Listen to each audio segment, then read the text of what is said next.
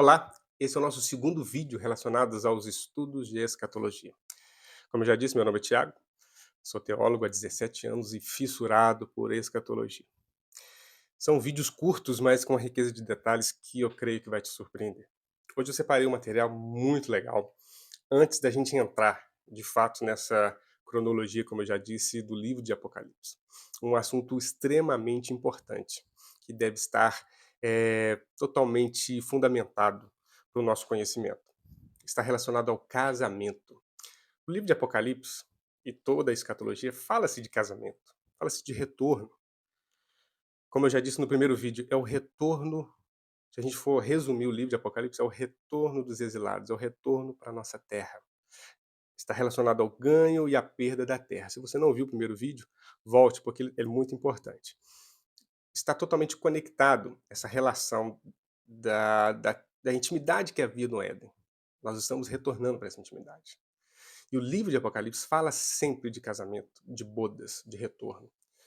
E quando se fala de casamento, será que é esse casamento que a gente tem em mente desse conhecimento ocidental? Totalmente, eu creio que não. Está relacionado ao casamento de fato da época, o casamento judaico. Toda vez que Jesus trazia um estudo, uma parábola, todos os seus ensinos estavam voltados para casamento. Quando ele falava de bodas, as pessoas entendiam, porque já era fixado na mente deles como era o casamento judaico.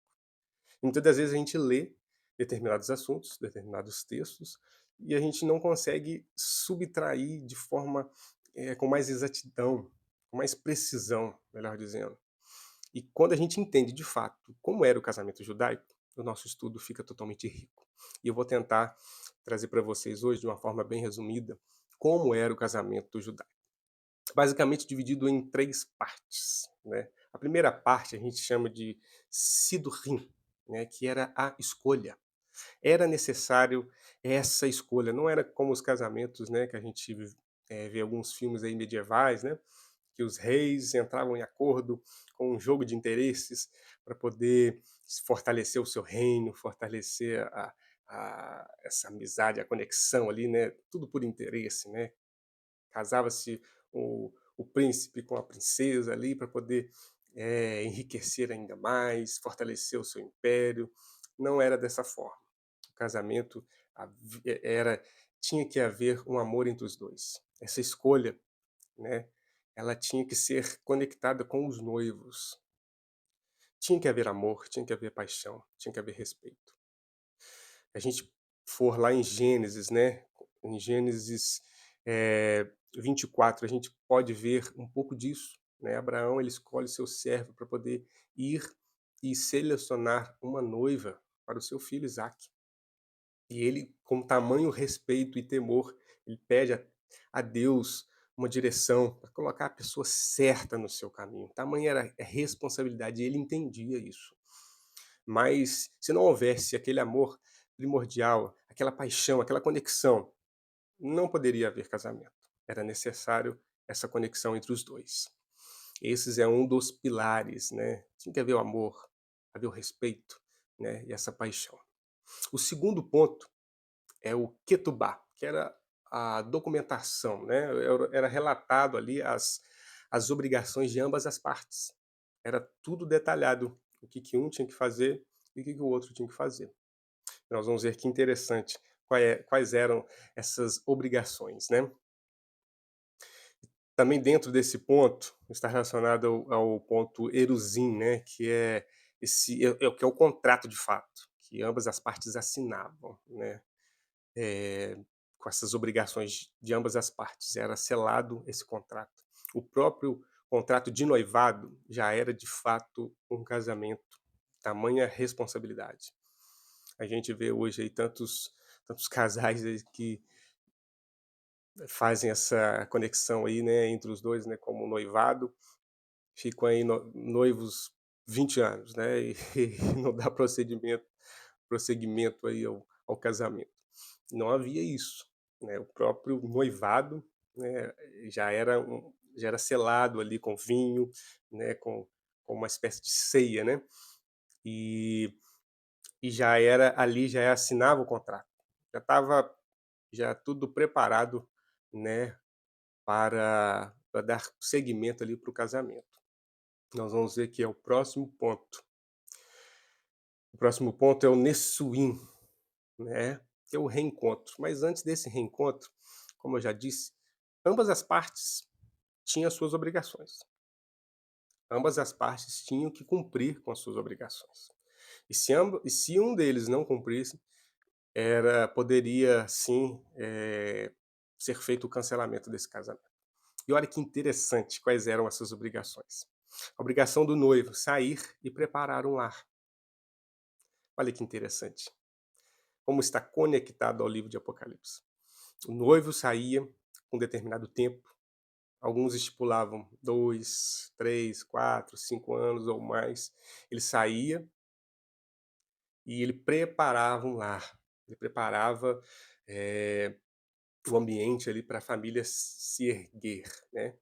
O interessante é que o pai dava totalmente o total suporte para que ele pudesse preparar esse lar.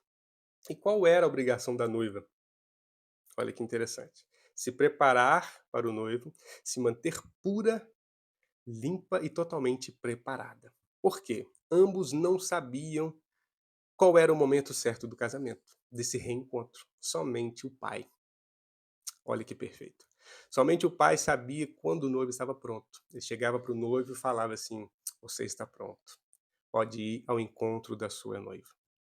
E ele ia. Quando ele chegava nas portas da cidade, muitas pessoas já eufóricas, né, já começavam a rever que o noivo já estava noivo, né, o nome do noivo e trombetas e danças, né, eram tocadas anunciando que o noivo já estava à porta da cidade. E quando a noiva sabia que o noivo já estava, já tinha que estar preparada, já tinha que estar pronta. E ela ia de encontro ao noivo às portas da cidade. E ali eles celebravam e voltavam para o local do casamento. Ali havia o casamento, a cerimônia, e eles festejavam por 7 dias. Olha que tamanha conexão. Quando a gente entende como era o casamento, de fato, a gente entende os ensinos de Cristo.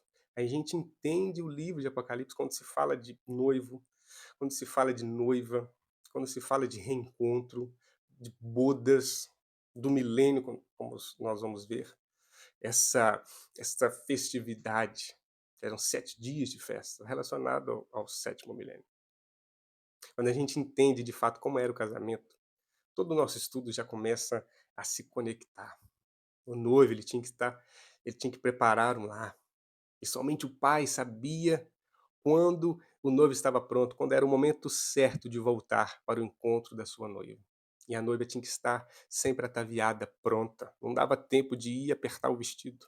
Ela tinha que estar sempre pronta, preparada, pura, separada, adornada. Porque quando chegasse o momento, ela tinha que ir ao encontro do noivo.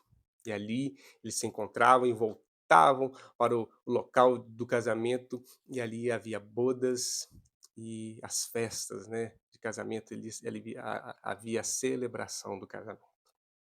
Como é importante a gente saber essas coisas. Eu vou trazer outros assuntos também para a gente conectar, para que o nosso estudo de, né, escatologia e como base o livro de Apocalipse esteja totalmente conectado com a palavra. Eu espero que você tenha gostado desse segundo vídeo e se você gostou, né, não esqueça aí de dar um joinha aí e até o próximo vídeo. Deus te abençoe.